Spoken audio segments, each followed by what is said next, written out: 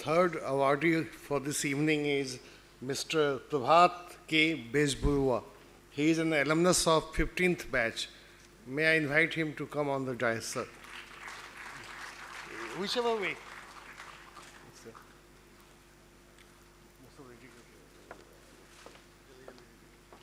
May I request Professor Sarkar to greet Mr. Bezboruah with the shawl.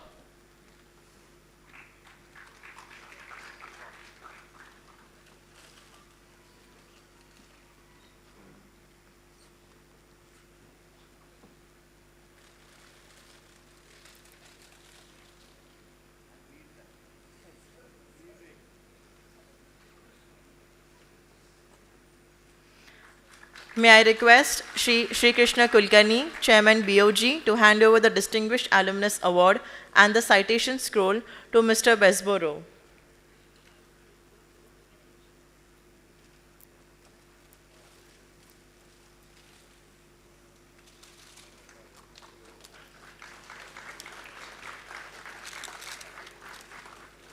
May I request Professor Abhipsa Pal to come on stage and read the citation for Mr. Bezboruah.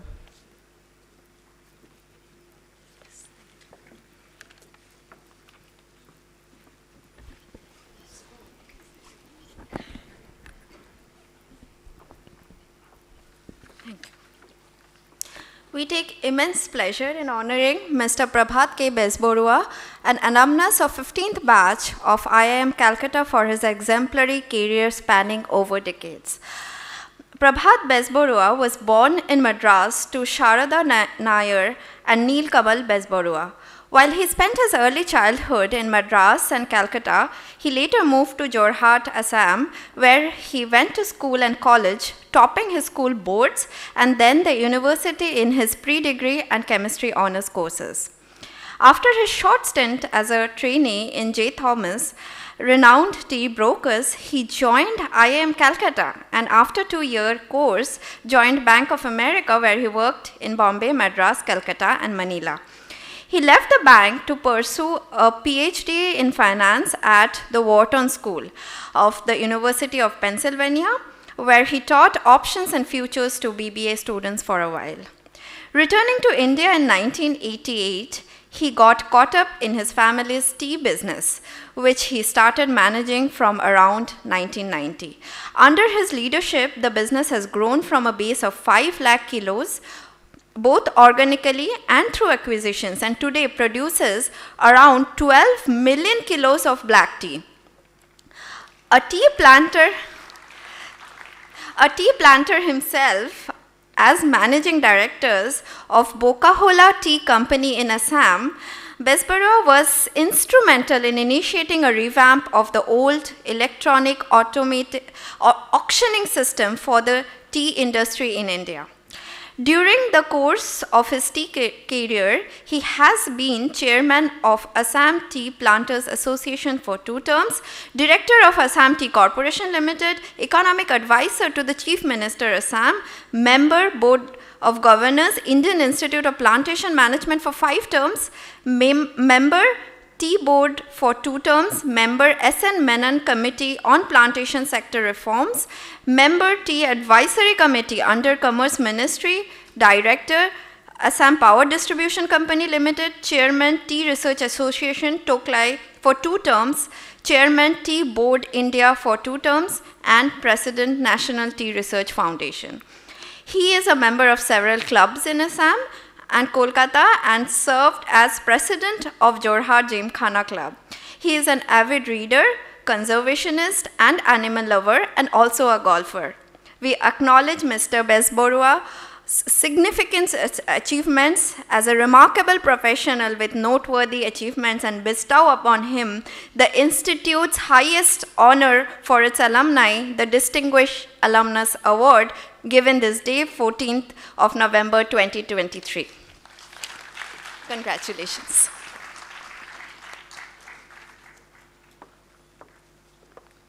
May I request Mr. Bezboruah to share a few words? Good evening to all of you, especially the gentlemen on the dais, Mr. Kulkarni, Mr. Venkatesh, Professor Sarkar and Professor Thakur. I'm the odd man out here because I didn't follow a corporate career, excepting for the first few years of my life. And I kind of went back, and I haven't, the other reason I'm an odd man out is I have no notes, I have nothing that I have written. I'll just speak from my heart, if you want to deem it such, or I'll just speak extempore. That would be the more professional way of saying it. You see, the tea industry, unfortunately, spans various different segments. You know, stores like Starbucks also form part of the tea industry. They are coffee-centric, but they have tea as well. You know, various other startups that have started recently in India, that's also part of the tea industry. Hindustan Unilever is part of the tea industry. Tata Consumer Products, part of the tea industry. But the part that I come from, the plantations, is where it all begins. And unfortunately, the plantation sector is not doing too well. In fact, it's doing very, very badly right now. And the reason is short-sighted government policies and a playing field that isn't level. And also a lack of innovation that has plagued that plantation sector for you know, more than decades. I'll have to say centuries. The machines that we use today in manufacturing tea are the same ones that we were using maybe 100 years back, almost 100 years back.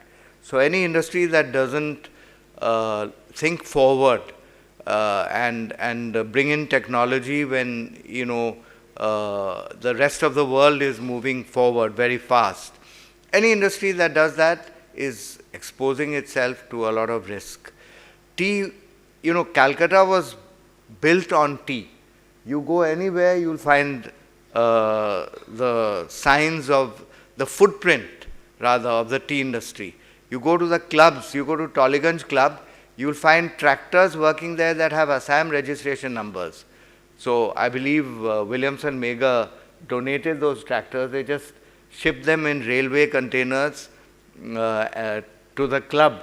I mean, I don't know whether I'm committing libel and you know end up getting sued, but it doesn't matter.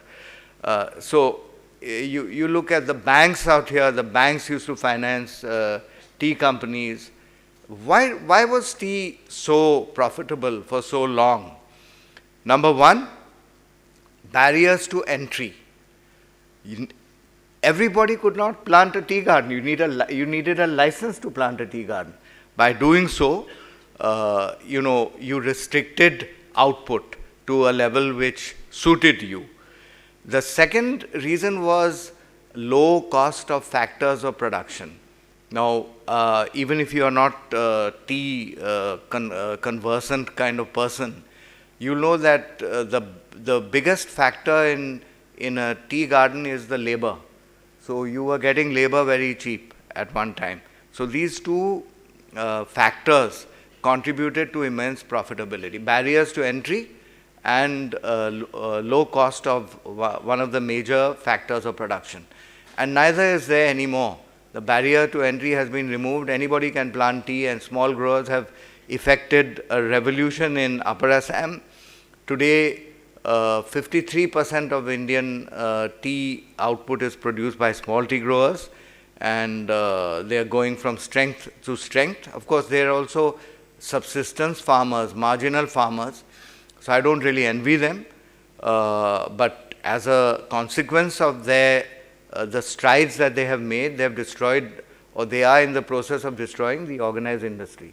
So sooner or later, we have to realize that our asset is land, whether it be leased like in Bengal or freehold like in Assam. Our asset is our land. What is the best possible use that we can put that land to? Do we have to focus only on tea, or can we plant some alternative crops which give us a higher return?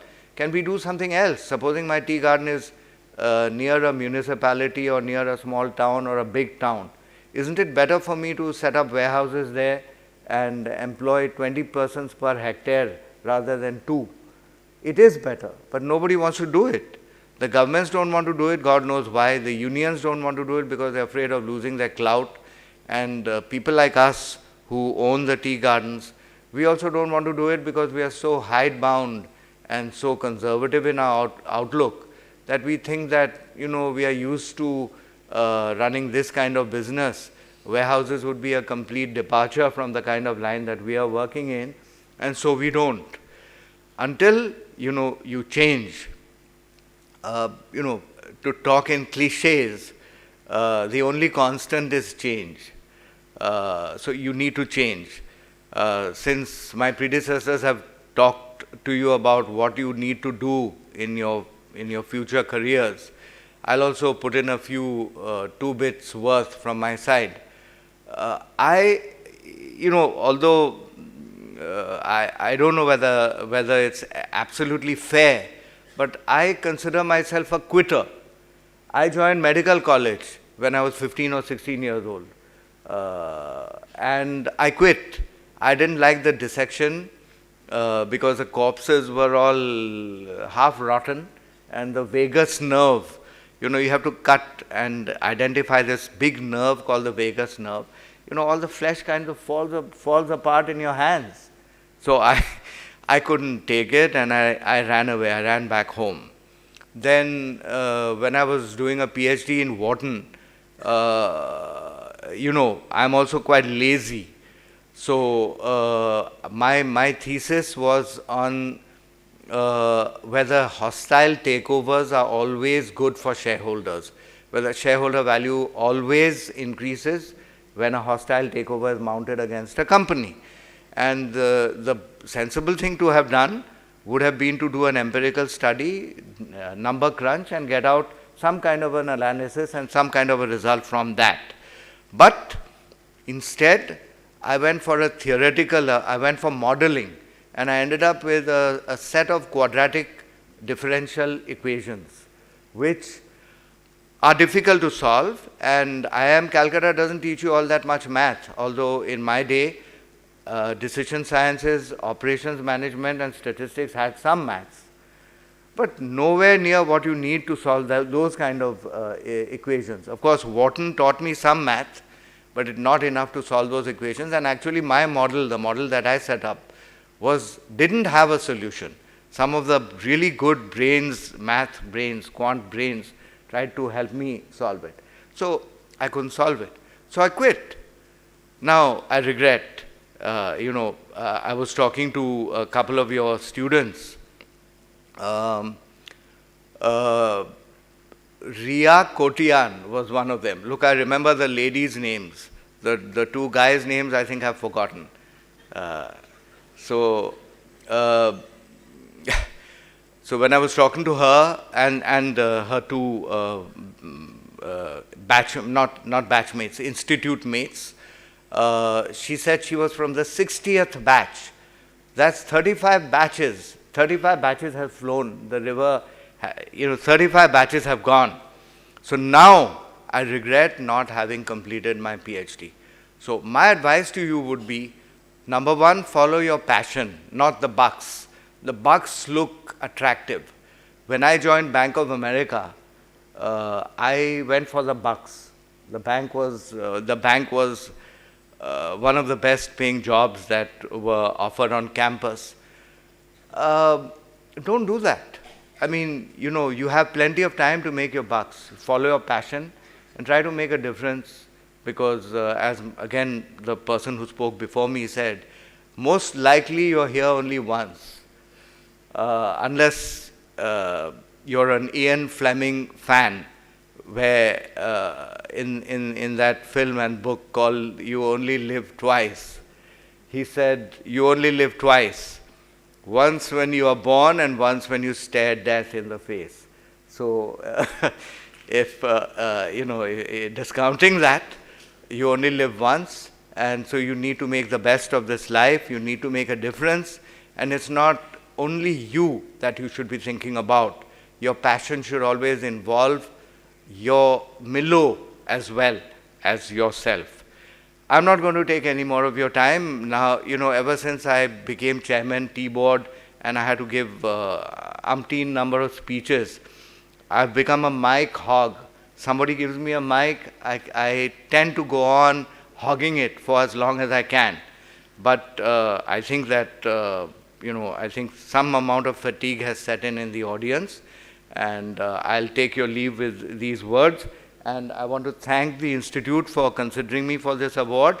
And I'm not sure whether I really deserve it, but, I am a slightly different mold from most people who get it.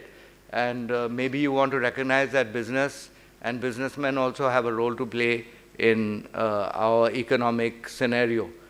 So thank you once again very, very much.